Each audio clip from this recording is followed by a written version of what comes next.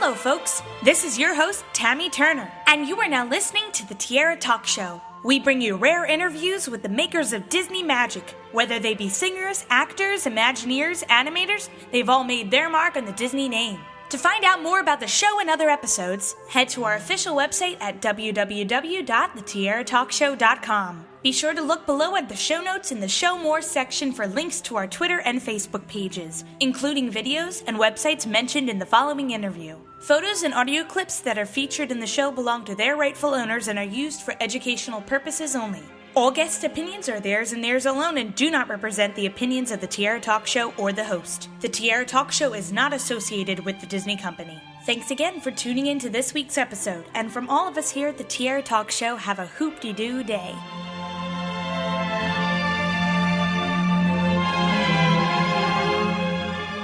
Excited to welcome this week's Tiara Talk Show guest, writer and actor John Hoffman, to the show. Welcome, John. Hey, Tammy. Thanks for having me again. Oh, it's wonderful to have you on the show. So today we will be talking about Disney Channel's first original movie called Northern Lights, starring Diane Keaton and also yourself. I was wondering if you wouldn't mind giving a brief synopsis of the movie for listeners who have never seen it before. Sure, not at all. It's a movie that it's a story about a woman who gets word that her brother has passed away, and she arrives, her estranged brother, I should say, and she arrives up in a little town called, in our film, Bright River Junction, and she finds a very unique and specific world in this town, and also many secrets unfold about her brother. And one of the main ones is that he had a son, a young boy, and actually has left co-guardianship of this boy with his best friend, Ben, from Ohio. And surprising both of them, but ultimately turning into the sort of the most redeeming life lesson she's ever had through this boy and through what her brother left her, and it comes to a sweet resolve in the end. But it's a sweet family story that I wrote, the first thing I ever wrote. And just a quick warning from here on out in this interview, there will be spoilers, listeners. If anyone can find this movie anywhere. Copies on Amazon, eBay, and I did find something on YouTube. So, and you can always pause this interview and come right back to me and John talking about the film when you finish watching the movie. Please go watch it. It's really, really good. From what I gather from researching this film, and there wasn't really a lot to find, unfortunately. I found a great review, though, from someone who said that this was originally a man play. I had no idea. So did this play have the same story and concept of characters? Yes, that is the most unique thing I would say about this film, is that it started as a vehicle for myself as a young actor in New York. And I figured I kept on getting cast in many off Broadway things right out of college that I ended up thinking were terrible. I didn't even want to invite people to. So I took it upon myself. It was very much the thing to do back in New York in the day, to try and do your own one-person show. But when I started writing, I had this experience that I had going up to White River Junction, Vermont, to do summer stock. And I arrived on a train in the middle of the night, and I didn't know where I was. I was going up there to do a children's theater program, and I got off the train, and literally no one was there to greet me. It was 4 a.m, and it was pitch black. I didn't know where I was, and a car turned its headlights on, and a one-armed man asked me if I wanted a lift to the hotel. We drove around some hedges and arrived at the hotel that I was going to, and he asked me for like $5, and I was like, "You're kidding me. We drove around hedges." And anyway, this whole experience of arriving there in this town and spending time in this town sort of informed of I then sort of put it through the magnifying glass a little bit and just made it just slightly more arch, I guess, more eccentric. And that became the basis for the story of this one-man show, which turned into what I wanted it to be, which was a one-man play. And I had been very inspired by Lily Tomlin's and Jane Wagner's Search for Signs of Intelligent Life in the Universe, which had just opened shortly around there. And that was my inspiration for what my little version of something like that could be, and my first excursion into writing. And that I produced in New York. And then this is where it's a nice tie-in, Tammy, is that when I arrived in Los Angeles, it was only about a couple of months and I had not a dime to my name. And I was very fortunately cast as the Mad Hatter on Adventures in Wonderland. When I was an actor back then, to be told, you're going to do a television show that has pretty much a guaranteed 100 episodes and it's work for the next year and a half, was extraordinary. So I started then plotting and putting in my bank account enough money to hopefully produce, which I did in Los Angeles, this one-man play, Northern Lights. And I played all of the characters. I played Roberta, I played Ben, I played the character I play in the film, Joe, I played the little boy, I played Daphne, the lounge singer. So it was a whole world that I was very proud of. We actually won that year's Los Angeles Drama Critics Circle Award for the best solo performance piece. And from there, being in Los Angeles with a piece that people were talking about, I found my agent, and then all simultaneously, the director of the stage play was my dear friend Kevin Kane, and he and I had been working on adapting the play with our producer Nina Sadowski into a screenplay that would include other actors. And so when I was performing the play in Los Angeles, we had that screenplay that Kevin and I had worked on and wrote. It was a bit of kismet, and really the beginning of my writing career as far as feature films go, as far as working in the industry that way, was because Michael Linton, who now is the head of Sony, was running Hollywood Pictures at that moment at Disney. And he picked my script up, our script up, out of 30 scripts, I think, that weekend. He had not bought a single script, but he found this, and he said, "This is what I love." And off of that began my screenwriting career, basically. The Disney Channel came along with Diane Keaton, who found the script. I'm telling the whole story, Tammy. Is this too long? No, not at all. I was actually just going to ask, Diane Keaton found the script along with Disney Channel. Is that how that worked out? Well, she found it first, actually. She felt a very personal connection to it. She wanted, I think it was her mother, and she felt very strongly that she wanted to make the movie for her mother.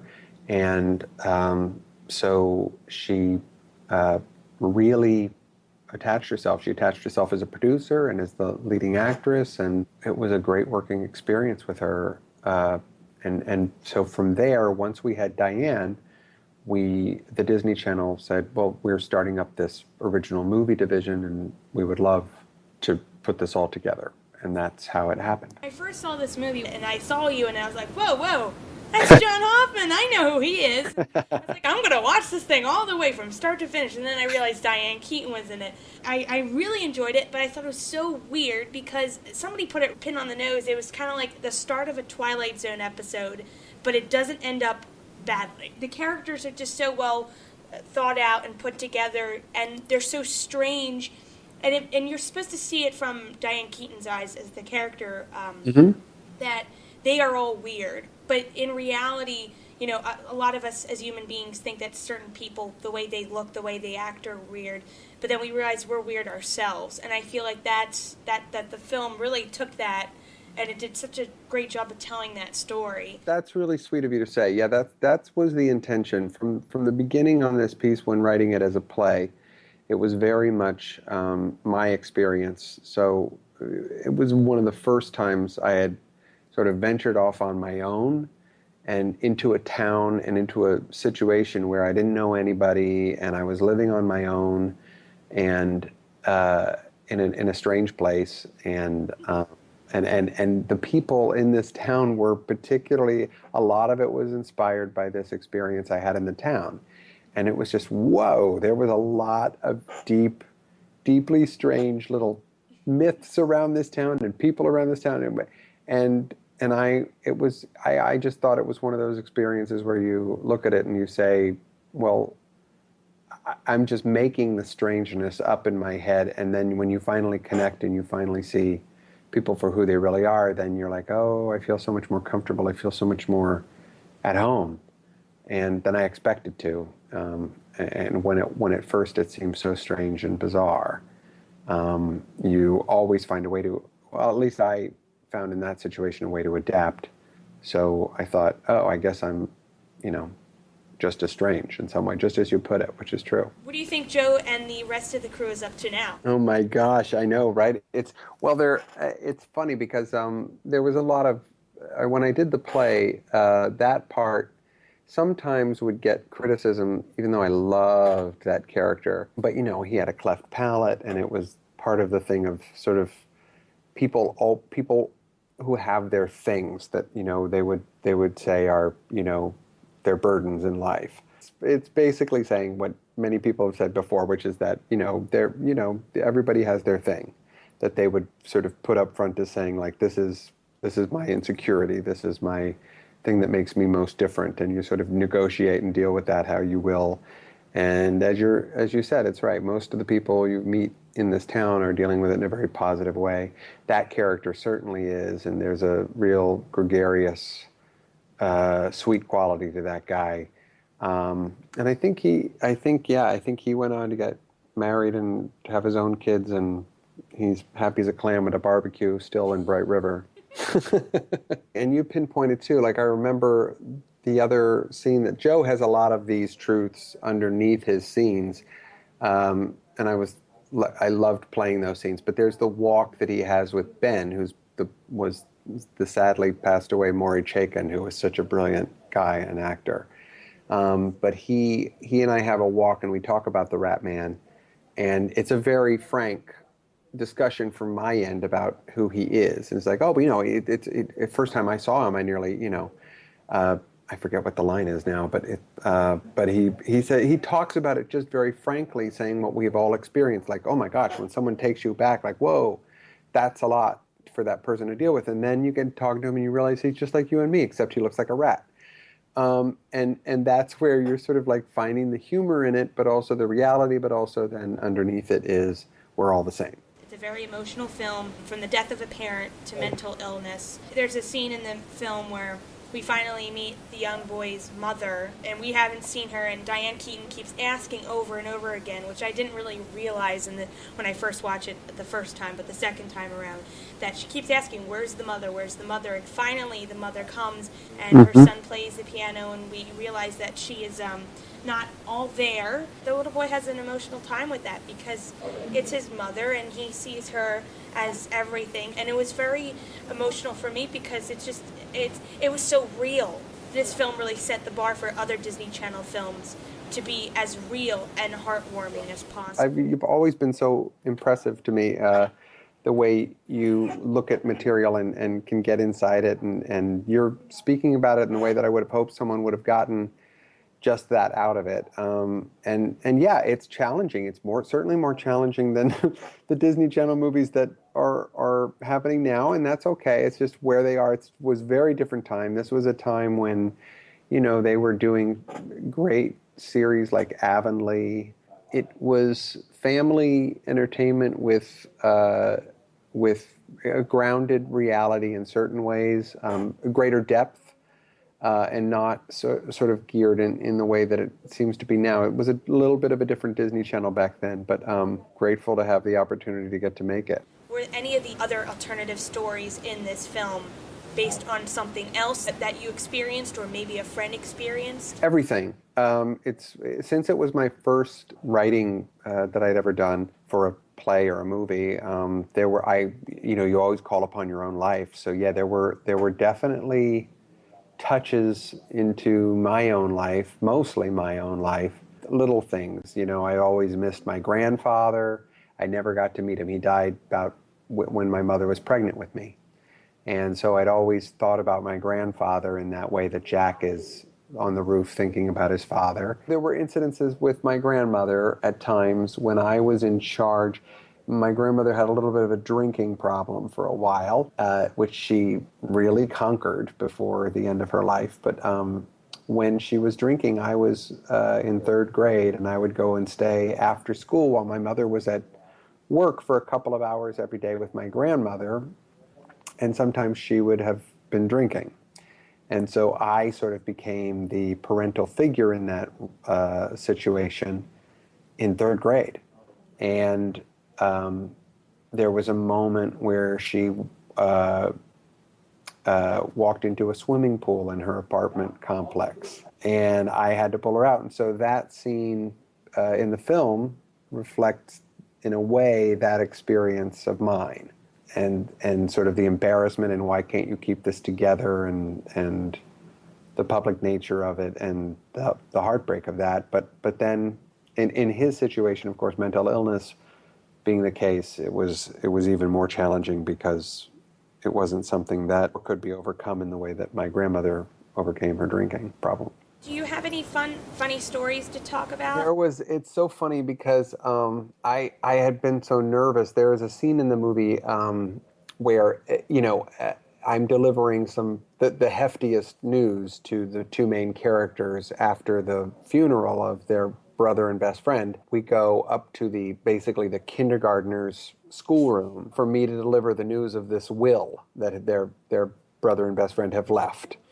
And I, of course, have a cleft palate, and so there's all of these sort of, it's a ridiculous scene where I'm laying information I thought they knew or would be more prepared for, and they, of course, were not prepared at all and had no idea about any of this possibility. But that scene was so funny when we were shooting it because Diane is such a genius. As an actress, she is just in it at 110% every take, and every take is different. And before the scene started, we were standing out there, and she was revving up, and she was in character, and I am there with my, easygoing, affable demeanor as Joe, sort of like just standing outside before we walk in there, and she's yelling at me. She's like, "What's the matter with you? What are you looking at? What are you looking at?" And she's getting me. I'm like, I'm not looking at anything. I'm here. So we improv'd as we went in there, and each time we did it, it became funnier and funnier, and I found it harder and harder to get through the scene without a little bit choking back laughs myself. And I'm like, this is ridiculous. I wrote this. I did this on stage for how many years? And now I'm in the scene and I'm like finding it hysterical. And I've got to check myself. So there are a few times where it just became so ridiculous and to me, and some improv stuff within that room and everything else. So it was really like a dream come true just to spend that day with the great Maury Chaykin and Diane Keaton in that room and just have that scene. It was a real treat for me as an actor. So I have 3 more questions left for you. I always ask my guests these questions, the Donald, Goofy, and Mickey questions. So as a child, what was your favorite Disney film to watch over and over again? Well, weirdly, the movie that I loved the most from Disney was Bedknobs and Broomsticks. I loved it. I was obsessed when I remember it was the first movie that I saw a trailer for, that I got excited about, that I built up till the day that it opened in my theater, and I couldn't wait to see it. That flying bed made me nuts. I was so happy to see that movie. The mix of animation and live action in that just opened my whole world. So that was easy answer, is Bedknobs and Broomsticks. So the Goofy question is, what Disney character do you think would be your best friend if you met them in person? I would probably look after Dopey. Yeah, I think that would probably be the one I would sort of glom onto and just say, come with me, I'm going to take care of you. Don't worry about it. And our Mickey question is, if I asked you to name any Disney song at this very moment, what immediately comes to mind? Oh, that's so easy. It's my favorite. It's When You Wish Upon a Star. It's my favorite.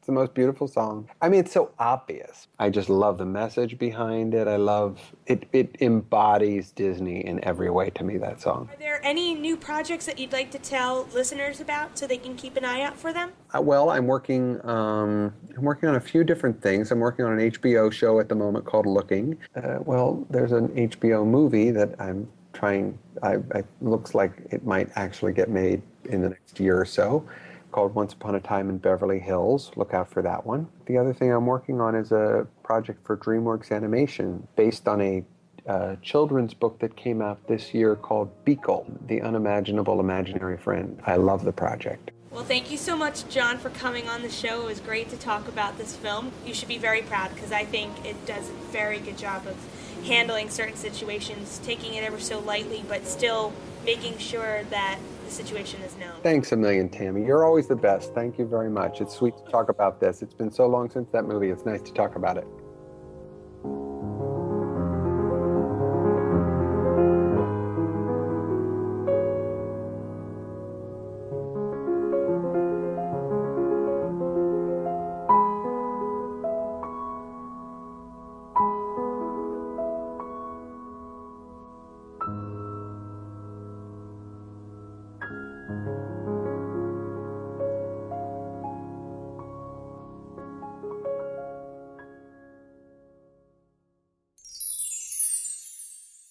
Life is to be celebrated.